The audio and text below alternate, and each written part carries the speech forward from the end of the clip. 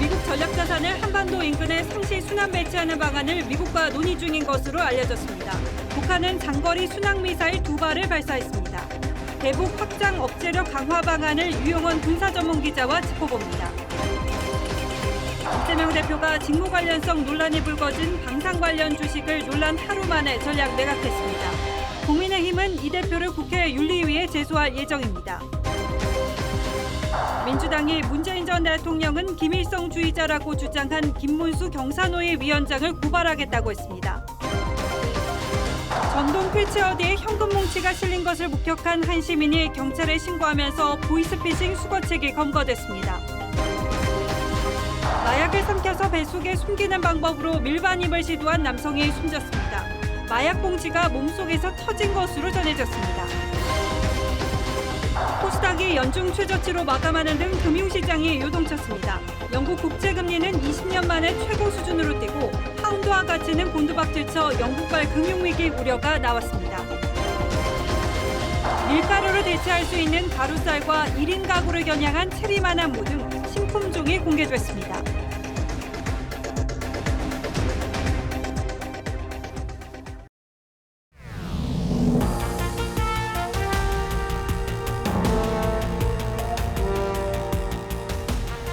시청자 여러분 안녕하십니까? 뉴스나인의 신동욱입니다. 오늘은 시청자 여러분께 먼저 묻겠습니다. 북한이 핵을 가졌으니 우리도 가져야 할까요? 아니면 적어도 미국이 가진 핵무기라도 빌려와서 북한의 위협에 대응을 해야 할까요? 이 논란이 지금 뜨겁습니다. 물론 핵무기는 가지고 싶다고 해서 가질 수 있는 것도 아니고 기술이 있다고 마음대로 만들 수 있는 것도 아닌 게 엄연한 현실입니다. 과거 냉전시대 한반도에도 상당량의 미군 전술핵이 배치되어 있었는데 90년대 한반도 비핵화가 추진되면서 다 철수했습니다. 그런데 북한이 국제사회의 압박을 뚫고 핵전력을 사실상 완성하면서 우리도 미군의 전술핵을 다시 들여와야 한다는 주장에 힘이 실리고 있습니다. 윤석열 정부는 전술핵 재배치를 포함한 실효적인 대처 방안을 미국 측과 논의할 걸로 알려졌습니다. 지난 30여 년 동안 추진해왔던 한반도 비핵화 정책이 중대한 변곡점을 맞고 있는 건 분명해 보입니다. 오늘 첫 소식은 황선영 기자가 보도하겠습니다. 정부는 북한이 7차 핵실험을 감행할 경우 핵항모 전단이나 전략폭격기와 같은 미국의 핵전력을 한반도에 상시 배치하는 방안을 검토하고 있습니다. 다양한 의견들이 나오기 때문에 그걸 잘 경청하고 그리고 다양한 가능성에 대해서 꼼꼼하게 따져보고 있습니다. 기존 해구산에 의존하기엔 북핵 고도화가 위험 수위를 넘어섰고 전술핵 무기를 국내에 들여오는 나토식 핵 공유는 한반도 비핵화라는 미국 기조에 배치되기 때문입니다. 전략 자산을 상시 배치하면 실제 핵전력 운용에 있어 한국의 의견을 더 반영할 수 있고 사실상 핵을 공유하는 효과를 거둘 수 있다는 게 정부의 판단입니다. 정부 고위 관계자는 핵전력 사용에 대한 의사결정을 함께하는 것도 핵 공유의 일종이라고 설명했습니다. 전술핵을 재배치하기보다는 우리가 현재 가용한 미국의 전략 자산을 적시에 조율된 방식으로서 한반도에 전개함으로써 또 다른 정부 고위 인사는 아직 구체적 수준으로 논의가 진전된 건 아니지만 확장 억제 강화에 대한 여론 자체가 중국을 압박해 북한에까지 영향을 줄 수 있다고 전했습니다. 대통령실은 확장 억제 강화에 방점을 찍고 있지만 전술핵 재배치를 포함한 모든 옵션을 원칙적으로는 배제하지 않는다는 입장입니다. TV조선 황선영입니다. 자, 이런 상황에서 북한이 어제 새벽 또다시 미사일 도발을 감행했습니다. 최근 국민에서 8차례 도발인데 이번엔 장거리 순항 미사일이었습니다. 핵탄두를 싣고 자유자재로 궤적을 바꾸어 비행하며 우리 방공망을 무력화시킬 수 있는 위협적인 무기죠. 이번에도 역시 김정은 위원장이 훈련을 직접 지휘했습니다. 이어서 윤동빈 기자가 전하겠습니다. 어제 새벽 북한 전술핵 운용부대가 장거리 순항미사일 2발을 서해로 발사했습니다. 발사된 2기의 장거리 전략 순항 미사일들은 조선 서해 상공에 설정된 타원 및 팔자형 비행 궤도를 따라 북한 보도에 따르면 평안남도 개천에서 발사된 미사일 2발은 한 방향으로 나는 탄도미사일과 달리 팔자형으로 수차례 방향을 틀며 2시간 50분 동안 2,000km를 날아갔습니다. 비행 궤도를 바꾸면 우리 군의 지상 방공망을 피할 수 있어 미군 증원 전력이 오는 울산항과 부산항은 물론 제주 해군기지와 요코타 주일미군 기지까지 타격이 가능합니다. 순항 미사일은 일반 전투기의 비행 속도와 비슷해 우리 군의 이지스함과 전투기들이 요격 가능하지만 여러 발을 한꺼번에 쏠 경우 완전한 요격이 어렵다는 분석이 나옵니다. 순항 미사일 발사는 다양한 핵 탑재 수단 과시 의도도 담고 있습니다. 중장거리 순항미사일 등 다양한 전술핵 투발 수단으로 위협을 하고 있는데요. 7차 핵실험을 감행했을 시 충격 효과를 더 주려는 의도로 보입니다. 김정은 위원장은 아치형 지붕으로 된 터널 속에서 모니터를 통해 미사일 발사 장면을 지켜봤습니다. TV조선 윤동빈입니다. 그런데 우리 군의 대응 태세는 믿을만한가 의문을 가질 수밖에 없는 새로운 사실이 드러났습니다. 지난 5일 북한의 장거리 탄도미사일 도발에 대응해서 현무 미사일 한 발과 에이테크럼스 2발을 발사했습니다. 그런데 현무가 어이없는 낙탄 사고를 일으킨 데 이어서 에이테크럼스 한 발도 날아가는 도중에 추적 신호가 끊긴 사실이 뒤늦게 밝혀졌습니다. 당시 군은 이 에이테크럼스 2발은 정밀 타격에 성공했다고 발표한 바가 있죠. 구민성 기자가 취재했습니다. 지난 5일 지대지 미사일 에이테크럼스가 발사되는 모습입니다. 당시 한미 군 당국은 전날 북한의 중거리 탄도미사일 발사에 대응해 연합사격을 실시했습니다. 그런데 우리 군이 쏜 2발 중 한 발은 동해안 가상 표적에 명중했지만 다른 한 발은 날아가는 도중 추적 신호가 끊겼습니다. 군은 현무 미사일이 강릉시 한 민가와 불과 700m 거리의 장소에 떨어진 뒤 에이테크럼스 2발을 발사했습니다. 당시 합참은 미사일이 표적을 맞췄는지 확인도 하지 않고 에이테크럼스 2발을 동해상으로 발사해 가상 표적을 정밀 타격했다고 발표했습니다. 군은 뒤늦게 표적에 중점을 둔 게 아니라고 해명했습니다. 표적 부분에 중점을 둔 것이 아니라 북한의 연이은 탄도미사일 도발에 대한 대응 사격 차원에서 이루어졌다라. 방사청 국정감사에서도 군 대응에 대한 질타가 이어졌습니다. 미국에서 만든 무기이기 때문에 이게 왜 이렇게 됐는지 조사할 권한이 없나요? 딱 밀봉이 돼 있기 때문에 접근하기 그 안에 어떻게 되는지 알 수가 없습니다. 이와 함께 현무 미사일의 낙탄 사고 지역이 유류 저장 시설에서 불과 400m 떨어진 지역이란 사실도 뒤늦게 드러났습니다. 국민의힘 박정아 의원은 SNS에 군이 망가질 대로 망가졌다고 썼습니다. TV조선 구민성입니다. 예, 저희도 신중하게 보도를 합니다만 사실 전술의 핵을 배치하는 문제는 간단한 문제는 아닙니다. 그러나 북한이 저렇게 나오는데 그냥 있을 수 없는 우리 정부의 고민도 만만치는 않을 것 같습니다. 최고의 군사 전문 기자죠. 유영원 기자는 어떻게 보고 있는지 직접 물어보겠습니다. 자, 유 기자 어서 오십시오. 네, 안녕하세요. 자, 좀 말이 좀 어려워서 좀 간단한 개념부터 하나 좀 질문하겠습니다. 네. 전술핵 재배치라는 말은 무슨 얘기인지 알겠는데 네. 확장 억제를 강화한다 이 얘기를 자주 하지 않습니까? 이건 네. 무슨 뜻입니까? 확장 억제는 영어로 이제 extended deterrence라고 하는데 그게 세 가지 개념입니다. 우리 흔히 하는 해구산, 그외 이제 미사일 방어, 그다음에 재래식 정밀 타격 이렇게 세 가지 요소로 돼 있는데 사실 현실적으로 핵에 대응하는 가장 효과적인 수단은 핵밖에 없죠. 그러면서 지금 이제 초점이 맞춰지는 게 확장 억제 중에 해구산 관련 부분이고요. 이 해구산은 결국 핵무기를 통해서 확보가 되는 거 아니겠습니까? 그걸 핵무기를 운반하는 이제 전략 자산이 이제 상시 배치 문제가 이슈가 되고 있는 거고요. 자, 그러니까 쉽게 얘기하면 미국 입장에서는 핵무기를 가진 나라들이 자꾸 늘어나면 곤란해지니까 우리가 대신 지켜주겠다 뭐 이런 취지 같습니다. 오늘 주미 대사가 창의적 해법을 검토해보자 이런 얘기 하는데 이것도 역시 같은 얘기입니까? 네, 그런 맥락에서 봐야 할 것 같습니다. 지금 이제 북한이 7차 핵실험을 언젠가는 할 가능성이 매우 높아졌는데요. 그럴 경우 한반도 안보 지형이 이제 바뀔 것이다 이런 전망이 많지 않습니까? 그러면 현 정부 입장에서도 뭔가 새로운 대책을 내세워야 되는데 사실 하늘아래 새로운 것이 없다는 말이 있듯이 획기적인 대책을 찾기는 쉽지가 않습니다. 이제 그럼에도 불구하고 이제 그 전 정부와 다른 이제 이런 대책을 제시하는 방안을 고민하고 있는데 그래서 나오는 것이 미국이 이제 핵무기를 예를 들어 북한의 핵 사용 시 보복할 때 ICBM이나 이런 걸 언제 어떻게 발사할지 우리가 모릅니다. 몰랐는데 이거의 운용 정보를 공유를 한다든지 그다음에 아까 말씀하신 이제 전략해서 상시 배치 그리고 한국형 핵 공유 이런 것들이 나름 이제 창의적인 방식의 하나로 얘기가 되고 있습니다. 그런데 유 기자 보기에는 이제 소위 이제 나토식 핵무기 공유라는 얘기가 있지 않습니까? 이를테면 우리 전폭기의 핵무기를 장착할 수 있게 해주겠다. 이 가능성은 없다고 보시는 겁니까? 나토식 공유는 나토 회원국 내에 5개 국가 내에 핵무기가 배치가 돼 있습니다. 예. 비옥시절 핵폭탄이 배치가 돼 있기 때문에 사실 우리 기준으로 보면 전술핵 재배치와 마찬가지죠. 그런데 지금 이제 전술핵 재배치 외에 다른 방법을 지금 고민을 하고 있는 상황이니까 이제 그런 맥락에서 한국형 핵공유란 말이 나오는데 우리 F-35가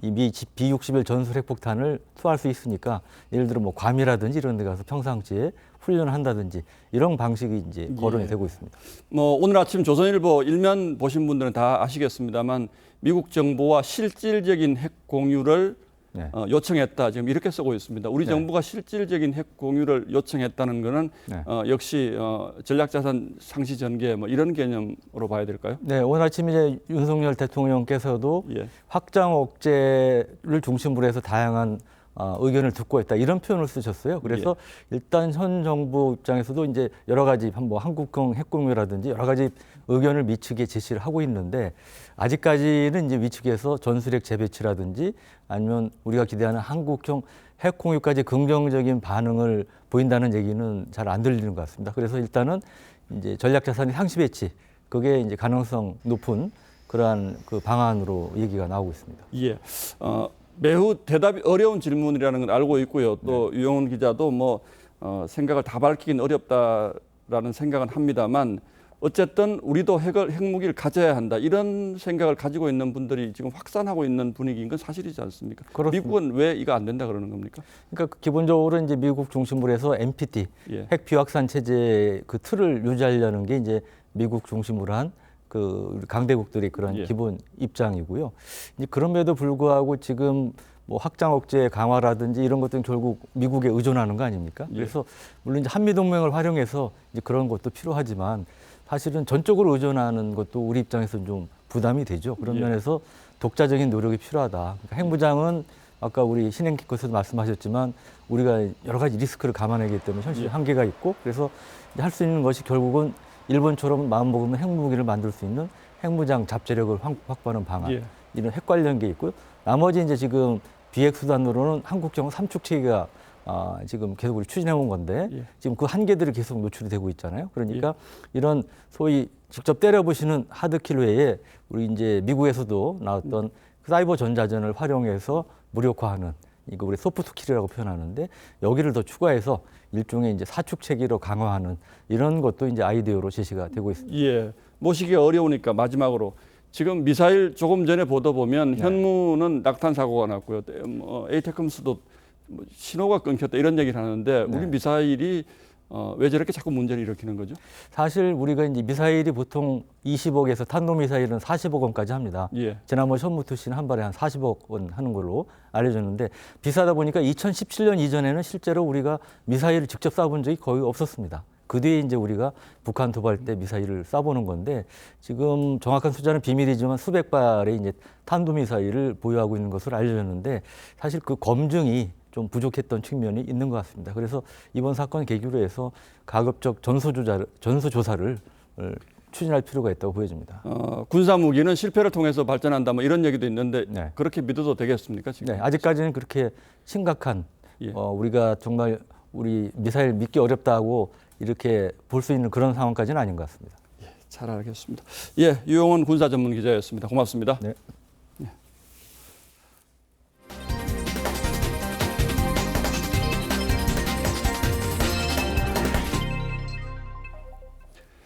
감사원이 내일 서해 공무원 피격 사건 감사 결과를 발표합니다. 내용의 일부가 먼저 알려졌는데 핵심은 당시 해경이 증거를 은폐하고 실험 결과를 왜곡해 자진월북으로 결론 내린 정황을 감사원이 확인했다는 겁니다. 감사원은 서훈 전 국가안보실장과 박지원 전 국정원장 등 관련자 20명에 대해서 검찰 수사를 요청할 계획입니다. 이정현 기자가 보도합니다. 감사원은 지난 2020년 9월 해경이 세 차례 브리핑을 열어 피살 공무원 고 이대준 씨에 대한 자진월북을 발표하는 과정에서 기존 증거를 은폐하거나 실험 결과를 왜곡해 사실과 다른 결과를 발표했다고 결론냈습니다. 월북을 단정할 수 없는 의사표명 첩보와 부정확한 사실 근거로 자진월북을 속단했다고 본 겁니다. 표류 예측, 분석 결과 등을 종합하여 볼 때 실종자는 월북한 것으로 판단하고 있습니다. 또 피살 공무원이 잦은 월북을 했다는 문재인 정부의 발표와 달리 이 씨가 북한 해역에서 발견됐을 당시 잦은 월북 의사를 언급하지 않거나 북으로 들어온 이유에 대한 답변을 회피했고 북한군이 계속해 묻자 뒤늦게 월북 의사를 밝힌 걸로 감사원은 파악했습니다. 청와대 국가안보실은 대응 지침을 통해 이 씨가 다른 승선원과 달리 혼자 구명조끼를 착용했고 CCTV 사각지대에서 신발을 벗어났다는 내용을 국방부로 하여금 언론에 발표하도록 지시했습니다. 감사원은 국방부가 안보실 지시에 따라 잦은 월북한 것으로 결론을 정한 뒤 월북 의도가 낮았을 가능성을 보여주는 정보는 검토하지 않았다고 지적했습니다. 감사원은 내일 서훈 전 청와대 국가안보실장과 박지원 전 국정원장을 비롯한 관련자 20명에 대해 직무유기와 직권남용 등의 혐의로 검찰 수사를 요청할 계획입니다. TV조선 이정현입니다. 관련해서 검찰은 이미 서욱 전 국방부 장관을 피의자 신분으로 소환했습니다. 박지원 전 국정원장이나 서훈 전 국가안보실장 소환도 초읽기에 들어가서 여기서 그칠지 아니면 문 전 대통령으로 수사를 이어갈지 어쩌면 조만간 전국의 중요한 분수령이 닥칠 가능성도 배제하기 어렵습니다. 이어서 주원진 기자가 보도합니다. 해수부 공무원 이대준 씨가 북한군 피격으로 숨진 다음 날인 2020년 9월 23일 청와대에서는 서훈 당시 안보실장과 서욱 국방장관, 박지원 국정원장 등이 참석한 관계장관 회의가 열렸습니다. 관계장관 회의들을 여러 차례 했습니다. 현재까지 알고 있는 첩보들을 이제 짜맞추는 물론입니다. 뭐 그런 회의들을 한 겁니다. 이 회의 전후로 서 전 장관은 국방정보망 밈스에서 불필요한 감청 첩보를 지우라고 지시한 것으로 알려져 있는데 검찰이 오늘 서 전 장관을 비공개 소환해 조사했습니다. 대통령 기록관 압수수색에 착수한 지 거의 2달 만입니다. 검찰은 서 전 장관 등이 이대준 씨가 자진 월북했다는 정부 판단과 배치되는 정보를 일부러 삭제한 것으로 의심합니다. 서 전 장관 측은 국방부 훈령에 따른 적절한 조치였고 7시간 감청 원본도 서버에 남아있어 문제될 게 없다는 입장이지만 검찰은 삭제 자체가 위법하다고 판단하고 있습니다. 검찰은 서 전 장관 조사를 마무리하는 대로 박지원 전 국가정보원장과 서훈 전 국가안보실장도 소환할 것으로 보입니다. TV조선 주원진입니다. 이재명 대표가 국방위 소속으로 방산업체 주식을 소유한 사실이 알려지며 큰 논란이 일자 오늘 주식을 모두 팔았다고 밝혔습니다. 사실 단순한 일이죠. 그런데 이해는 아직도 잘 되지 않습니다.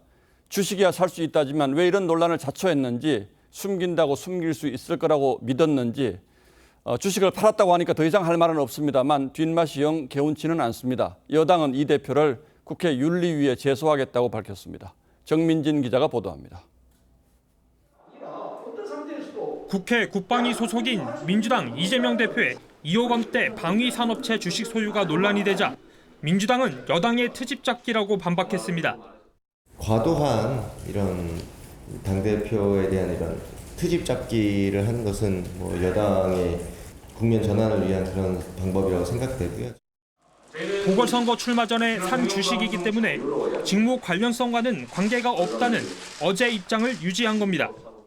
하지만 당의 입장 발표 4시간 만에 이 대표는 공보국을 통해 오늘 오전 관련 주식 전량 매각 사실을 알렸습니다. 이해충돌 논란이 불거진 지 하루 만에 한국조선해양과 현대중공업 2곳의 주식을 처분한 겁니다. 이 대표는 불필요한 오해를 불식시키기 위한 결정이라고 설명했지만 여당은 주식 보유 사실을 숨기다가 뒤늦게 팔았다며 내일 이 대표를 국회 윤리위에 제소하기로 했습니다. 직무 관련성이 매우 높은 국회 국방위에 스스로 들어갔고 이를 한 달 넘게 숨겨다.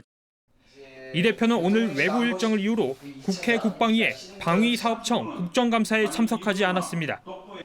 방사청은 방산업체 사업 허가와 관리를 맡고 있습니다. TV조선 정민진입니다. 경제사회노동위원장으로 임명된 김문수 전 경기지사의 거침없는 발언이 연일 전국을 강타하고 있습니다. 민주당 윤건영 의원을 종북 주사파라고 볼 만한 측면이 있다고 한 데 이어서 문재인 전 대통령은 김일성주의자가 맞다고 말했습니다. 이 발언을 어제 국회 국감장에서 퇴장을 당했지만 오늘도 이 생각에는 변함이 없다고 밝혔습니다. 야당은 김 위원장의 발언을 망언으로 규정하면서 국회 모욕죄로 고발하겠다고 밝혔습니다. 신경희 기자입니다. 어제 국회 환노위 국감, 김문수 위원장이 야당 의원의 질의에 문재인 전 대통령을 김일성주의자라고 답합니다. 종북 주사파로 생각을 하시냐고요, 지금도. 문재인 대통령이 신영보 선생을 가장 존경하는 사상가라면 확실하게 김일성주의자입니다. 이 발언으로 김 위원장은 퇴장당했지만 오늘 기자들과 만나 여전히 같은 입장이라고 했습니다. 여전히 같은 생각이신지? 뭐 그렇습니다. 그대로입니다. 어제 제가 말씀을 충분히 드렸습니다. 김 위원장은 과거 문 전 대통령이 신영복 전 교수를 존경한다고 한 발언을 문제 삼았습니다. 제가 존경하는 한국의 사상가 신영복 선생은 신 전 교수는 1968년 통일혁명당 사건에 연루돼 국가보안법 위반으로 20년 복역한 바 있습니다. 하지만 스스로 한 번도 사상을 전향한 적이 없다고 말했다는 게 김 위원장의 주장입니다. 야당은 역대급 막말이라며 국회 모욕죄 등으로 고발하겠다고 했습니다. 김문수 경사노위 위원장을 고발 조치할 것입니다. 대통령실은 김문수 위원장이 스스로 설명할 기회를 가져야 한다고 했습니다. TV조선 신경입니다. 이재명 대표와 성남FC 후원금 관련 의혹에 대한 검찰 수사가 한창인데 또 새로운 의혹이 드러났습니다. 이 시장 후임으로 성남시장이 된 은수미 전 시장이 성남시 체육회가 갖고 있던 성남FC 주식을 성남장애인체육회로 갑자기 넘긴 걸로 드러났습니다. 여권에선 구단주의 지위는 그대로 유지하면서 경찰 수사는 방해하기 위한 꼼수라는 지적이 나왔습니다. 그 이유를 황병준 기자가 취재했습니다. 2019년 12월 성남FC 최대 주주였던 성남시 체육회가 보유 주식 전체인 15만 주를 성남시 장애인체육회에 무상으로 넘긴 계약서입니다. 주식을 넘기는 사람과 받는 사람 모두 당시 은수미 성남시장입니다. 주목되는 부분은 은 전 시장이 성남FC 주식을 넘긴 시점과 목적입니다. 시기는 시장이 당연직으로 체육회 회장을 맡던 것을 민선 회장으로 바꾼 국민체육진흥법 시행 한 달 전이었습니다. 곧 회장이 바뀌는 성남시 체육회가 가진 성남FC 주식 전부를 은 전 시장이 회장인 장애인체육회에 넘기면서 성남FC 구단주의 지배력을 유지했습니다. 시에서 아마도 진행가라면 그쪽에서 그렇게 해야 된다라고 공을. 성남FC 주식 공짜 증여 시기는 이재명 대표가 성남FC와 관련해 직권남용 혐의로 경찰 수사를 받던 시기와도 겹칩니다. 여권에선 경찰 수사 방해를 위해 성남FC 임직원들을 통제하기 위한 게 아니냐는 의혹을 제기했습니다. 성남FC 관련 수사 자료 유출을 막기 위한 방탄용으로 성남시 장애인체육회의 지분을 양도한 것은 아닌지. 실제 경찰은 2021년 9월 이재명 대표를 무혐의 처분했는데 보안 수사에 나선 경기 남부경찰청은 지난 9월 이 대표를 기소 의견으로 검찰에 송치했습니다. TV조선 황병준입니다. 전 정부 때 임명된 산업부 산하기관 13곳의 기관장 사퇴를 종용했다는 의혹과 관련해서 검찰이 처음으로 문재인 정부 청와대 인사를 소환했습니다. 관련 기관을 압수수색한 뒤여서 청와대 윗선 수사가 본격화됐다는 분석도 나옵니다. 한지은 기자가 보도합니다. 문재인 정부 초기 탈원전 정책을 추진하려고 전 정부 때 임명된 산업부 산하기관장 13곳 기관장의 사퇴를 종용했다는 일명 산업부 블랙리스트 의혹. 검찰이 당시 청와대 인사비서관이었던 김우호 전 인사혁신처장을 불러 조사했습니다. 블랙리스트 수사 관련 청와대 인사 소환은 처음입니다. 김 전 처장은 블랙리스트 의혹이 불거진 2017년 청와대에서 인사를 담당했고 이후 인사혁신처 차장을 거쳐 인사혁신처장으로 승진했습니다. 검찰은 김 전 처장을 상대로 산업부 산하기관장의 사퇴를 종용하고 특정 후임기관장 임명을 부당하게 지원하는데 청와대가 개입했는지 여부 등을 집중 조사했습니다. 검찰은 또 이진규 전 과학기술부 1차관 등을 소환 조사하며 다른 부처 블랙리스트 수사에도 속도를 내고 있습니다. 검찰의 문정부 블랙리스트 의혹 수사가 당시 청와대 고위 인사로까지 확대되면서 조현옥 당시 청와대 인사수석에 대한 소환 가능성도 나오고 있습니다. TV조선 한지은입니다. 경찰이 성상납 의혹을 받고 있는 이준석 전 대표를 무고 혐의로 검찰에 송치했습니다. 사실상 이 전 대표가 성상납을 받았다는 의혹의 실체가 있다고 보는 건데 이 전 대표는 법원에서 진실을 밝히겠다고 했습니다. 차순우 기자입니다. 이준석 국민의힘 전 대표는 2013년 업체 대표 A씨로부터 2차례 성상납을 받았다는 의혹을 받고 있습니다. 대표님 처음에 업체를 받았다고 설명하셨나요? 아니면 아니요? 이 정도로 하겠습니다. 유튜브 채널인 가로세로 연구소가 A씨로부터 성상납을 받은 대가로 이 전 대표가 박근혜 전 대통령과의 만남을 주선했다고 주장하자 이 전 대표는 가로세로 연구소 측을 명예훼손으로 고소했습니다. 그런데 최근 A씨 측이 이 전 대표를 무고 혐의로 고소하면서 논란은 계속됐습니다. 성상납을 받았음에도 불구하고 성상납을 받지 않았다고 거꾸로 고소를 한 것이기 때문에 수사를 벌인 경찰은 이 전 대표를 무고 혐의로 검찰에 송치하겠다는 방침을 세운 것으로 알려졌습니다.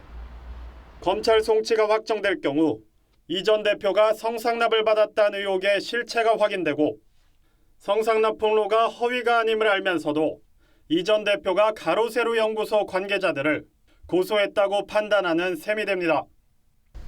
이 전 대표는 SNS를 통해 경찰이 제3자 진술만으로 검찰 송치를 결정했다며 검찰이 자신을 재판에 넘기면 법원에서 진실을 밝히겠다고 밝혔습니다.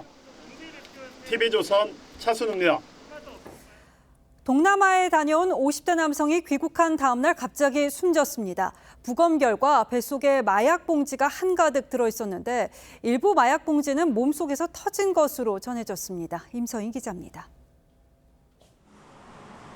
지난달 25일 서울 용산의 한 주택에서 50대 남성 A씨가 숨진 채 발견됐습니다. 8월 태국으로 출국했던 A씨가 말레이시아를 거쳐 귀국한 바로 다음 날이었습니다. 앰뷸런스 같은 거 서 있고, 그다음에 경찰차 있고, 과학수사대인가 그분들. 그런데 국립과학수사연구원 부검 결과 A씨의 장기에서 마약이 다량 발견됐습니다.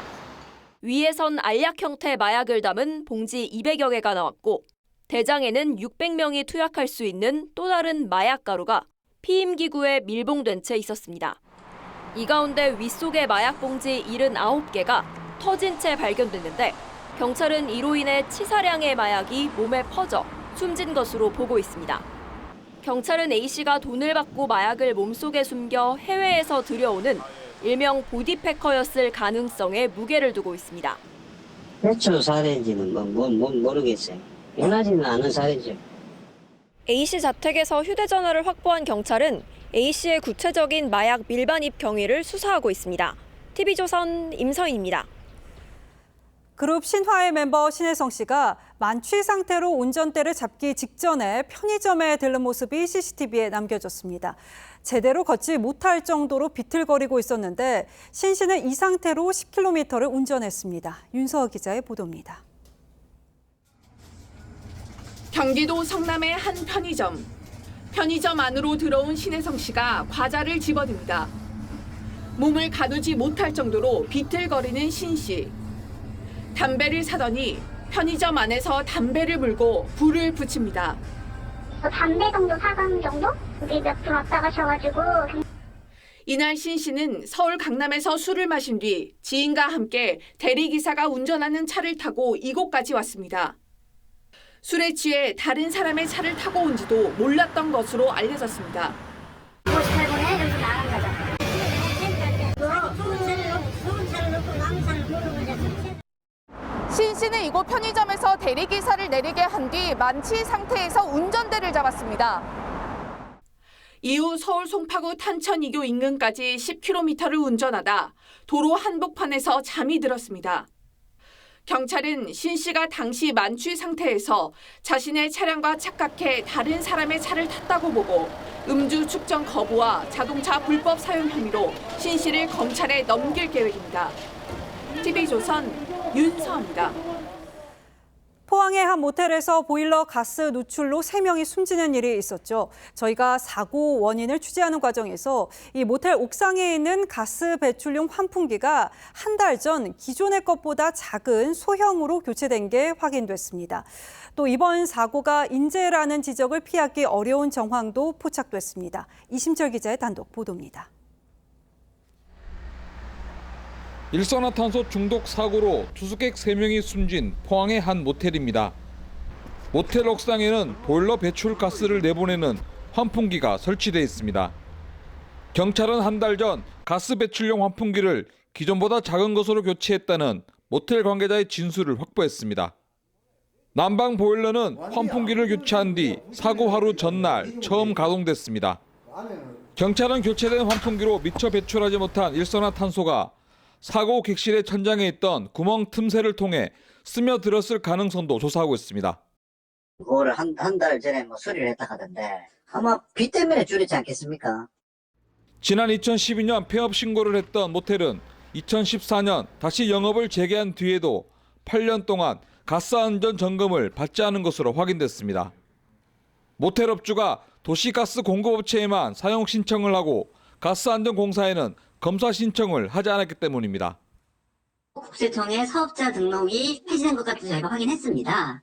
사용자가 검사 신청을 하지 않은 경찰은 내일 합동 감식에서 한 달 전 교체된 소형 환풍기의 배연 성능을 점검하고 모텔 업주를 상대로 안전 점검 신청을 하지 않은 이유에 대해 조사할 계획입니다.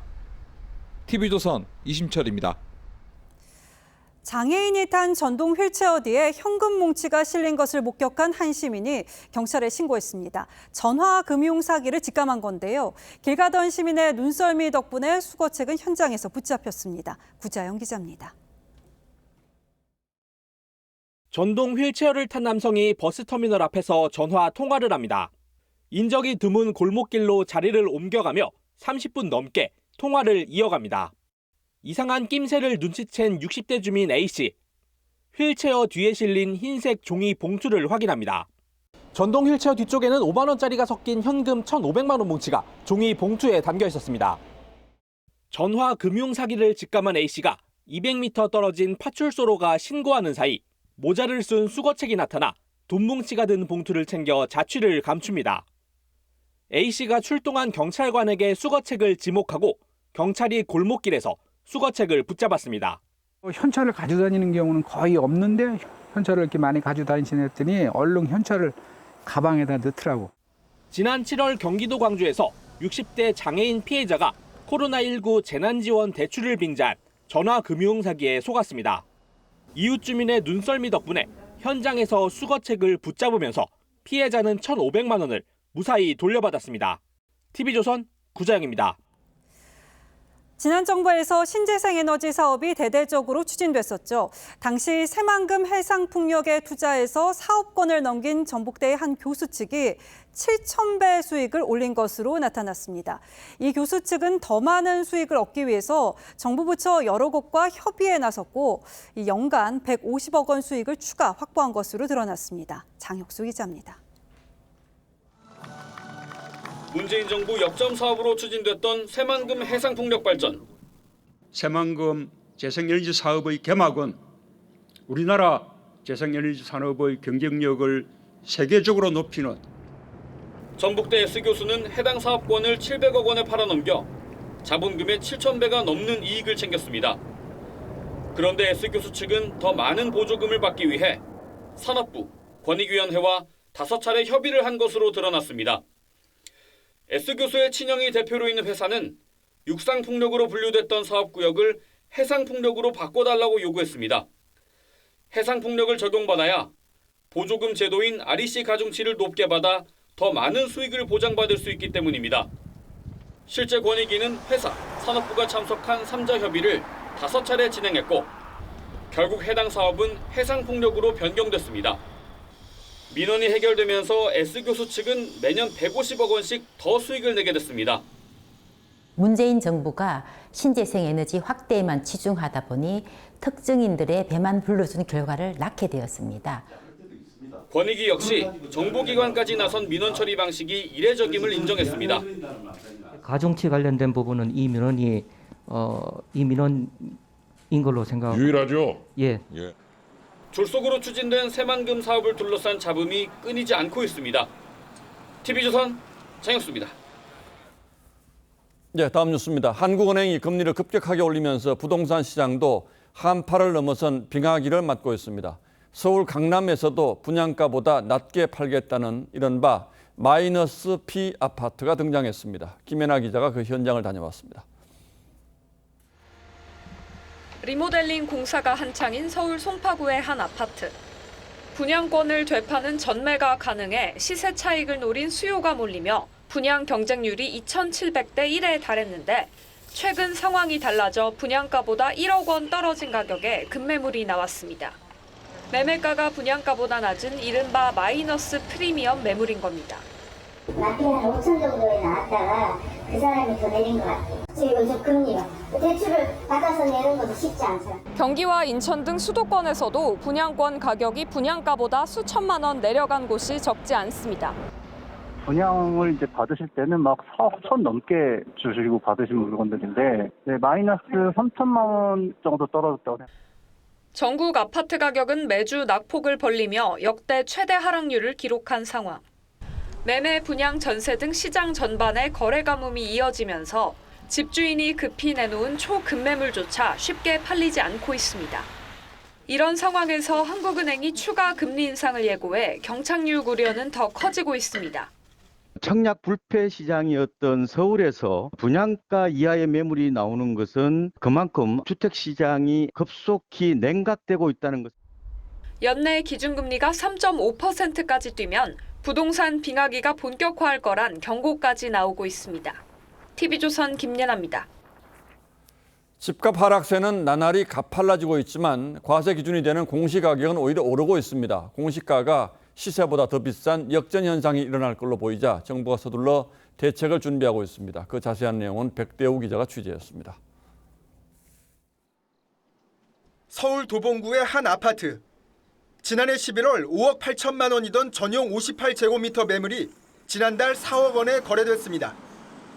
10개월 새 집값이 1억 8천만 원 떨어진 건데 같은 기간 공시가격은 49.2% 올랐습니다. 서울 지역에서 공시가 현실화율이 95.6%에 달했던 곳도 있습니다. 지난 1월 이 아파트의 전용 면적 105제곱미터 실거래가는 7억 8천만 원으로 올해 공시지가에 비해 3,500만 원 높은 수준입니다. 주민들은 불만을 터뜨립니다. 시세를 웃도는 공시가 기준으로 세금을 더 내야 하는 상황이 불합리하다는 겁니다. 집값은 지금 하락이고 많이 하락됐어요. 세금까지 그렇게 자꾸 올라가면 못 살지요. 힘들지요. 공시가가 실거래가를 곧 역전할 것이라는 우려가 커지자 국토교통부는 현재 90%로 설정된 공시가 현실화 정책을 이르면 다음 달 전면 수정하기로 했습니다. 그동안의 이 현실화율은 이상론적이고 정부 만능적인 무리한 정책이었다고 생각합니다. 국토부 관계자는 10% 이상 하락시키는 것으로 논의 중이라면서 아마도 현실화율이 80% 이하로 떨어질 것이라고 밝혔습니다.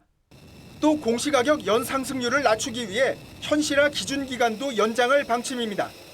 TV조선 백대우입니다.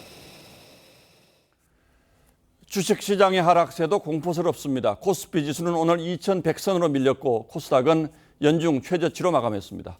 그러면서 다시 영국의 금융위기 가능성이 불거졌습니다. 영국발 위기가 우리에게 얼마나 영향을 미칠지 따져보겠습니다. 자, 홍영 기자, 오늘 주가 폭락은 영국 중앙은행 총재 발언이 화근이었다면서요?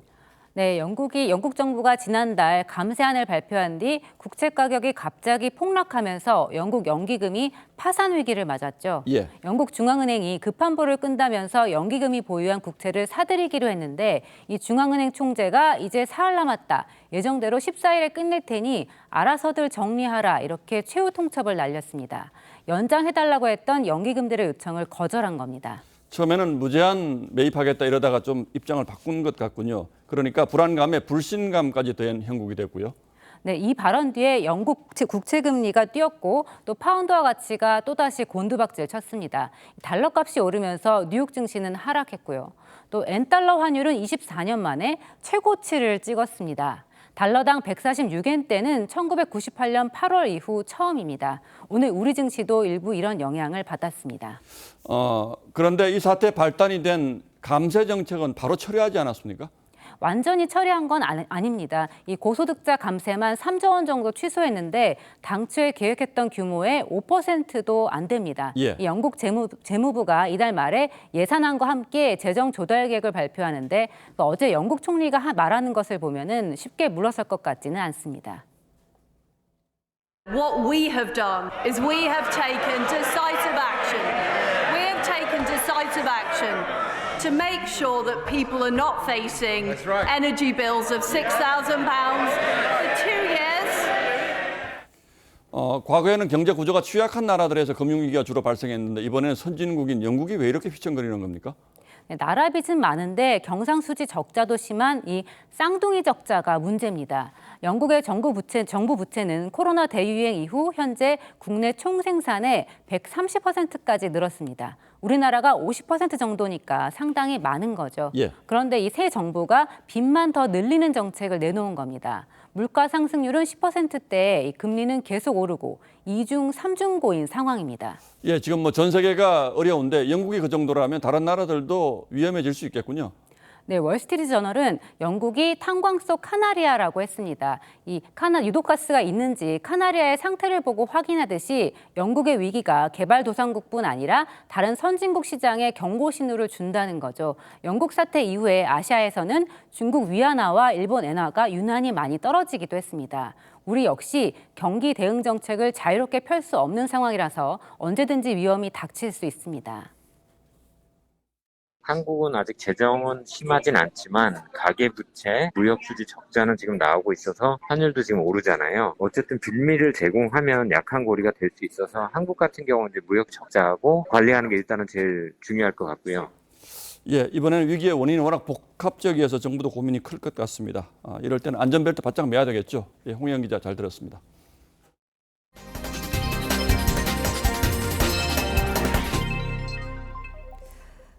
러시아가 또 우크라이나 수도 키이우를 공습했습니다. 이번에도 중요 기반 시설을 노렸는데 이란제 자폭 드론을 사용한 것으로 보입니다.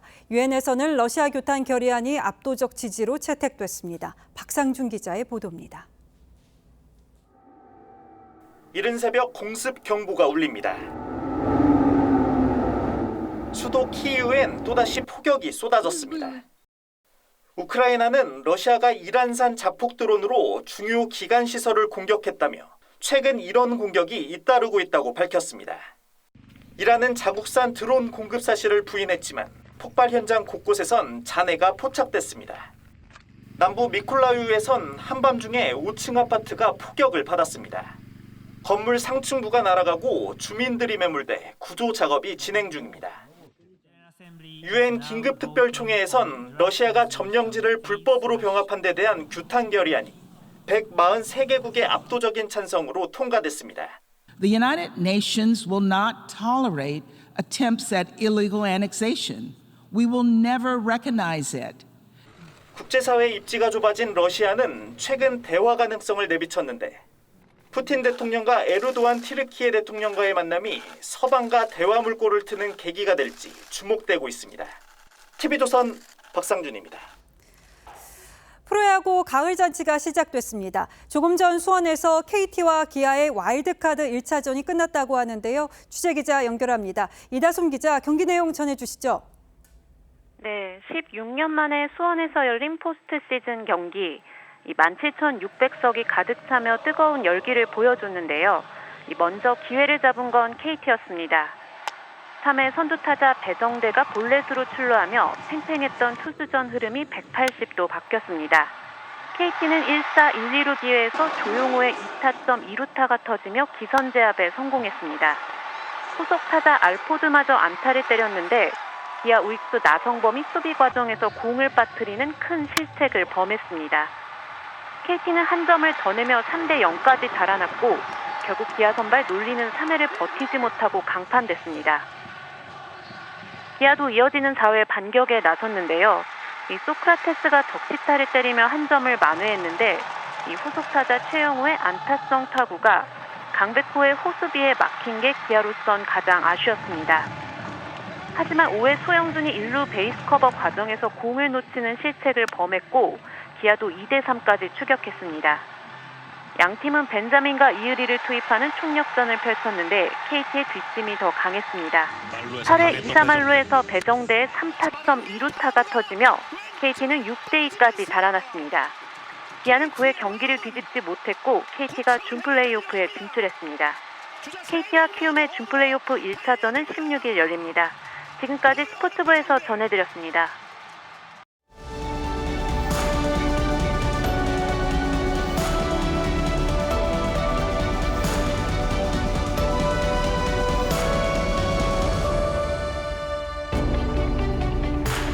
김영삼 정부 이회창 감사원장은 성역 중에 성역 안기부에 감사반을 보냈습니다.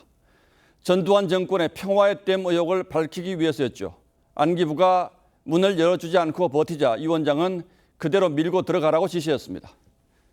한나절을 옥신각신한 끝에 안기부는 결국 문을 열어 창설 32년 만에 처음으로 감사원 감사를 받았습니다. 취임 직후 청와대 감사에 물꼬부터 텄던 이 원장은 군 율곡사업 감사에도 전격 착수하면서 천명했습니다. 현 정권이 관련된 사안이라고 할지라도 어떠한 성역도 인정하지 않고 엄정하게. 그는 전직 대통령들을 서면 조사해 노태우 전 대통령으로부터 답변서를 받아냈습니다. 전직 국방장관 2명과 고위 장성들이 줄줄이 구속됐습니다. 전직 대통령 문제는 역사의 심판에 맡기자던 김영삼 대통령은 체면을 구겼습니다. 감사원은 6만 4천여 기관의 회계감사와 직무감찰을 할 수 있는 막강한 권한을 갖고 있습니다. 의회 소속인 미국, 영국과 달리 대통령 소속이어서 헌법이 보장한 독립적 지위를 지켜내지 못하면 정권의 무기로 전락할 위험이 큽니다. 최재해 감사원장이 대통령도 국민의 한 사람으로서 특정 감사를 요구할 수 있다며 감사원의 독립성을 부정하는 듯한 발언을 했습니다. 법원 감사를 요구할 수 있는 곳을 국회, 국민청원 그리고 총리로 정해서 대통령을 제외하고 있습니다. 직무의 독립을 규정한 헌법과 감사원법이 반영된 것이죠. 그런데 감사원장이 느닷없이 대통령도 국민이라는 궤변에 가까운 논리를 갖다 댔습니다. 노무현 정부 때 청와대로부터 감사 요구 17건을 받아 10건을 감사했다는 전례도 들었습니다. 문재인 전 대통령도 4대강 감사를 지시했습니다만 헌법 정신을 훼손한 한 사례일 뿐 대통령의 감사 요구를 합리화하는 근거가 될 수는 없습니다. 최 원장은 지난 7월에도 감사원은 대통령의 국정 운영을 지원하는 기관이라고 했습니다. 오죽 황당했으면 국민의힘 소속인 김도읍 법사위원장이 귀를 의심케 한다고 했겠습니까? 감사원의 실세라는 유병호 사무총장도 대통령 국정기획수석에게 보낸 문자가 드러나 논란을 일으켰습니다. 문자의 내용도 사용한 단어도 눈을 의심케 하는 것이었습니다. 가뜩이나 전 정부 주요 정책 감사들이 예정돼 있어서 야당이 표적감사, 정치감사라고 비판하고 있습니다. 그런데 감사원은 도리어 독립성과 중립성에 대한 의심을 자초하고 부채질하고 있습니다. 이래서는 어떤 감사 결과를 내놓아도 신뢰를 얻기 어려울 겁니다. 지금이라도 감사원은 본인들이 왜 존재하는지 그 의미를 곱씹어 보시기를 권합니다. 아무리 정당한 감사를 하더라도 목소리는 좀 낮추는 게 좋을 듯합니다. 국민들이 높으신 분들 싸움 구경하자고 세금을 내는 건 아니니까요. 10월 13일 앵커의 시선은 귀를 의심케 합니다. 였습니다.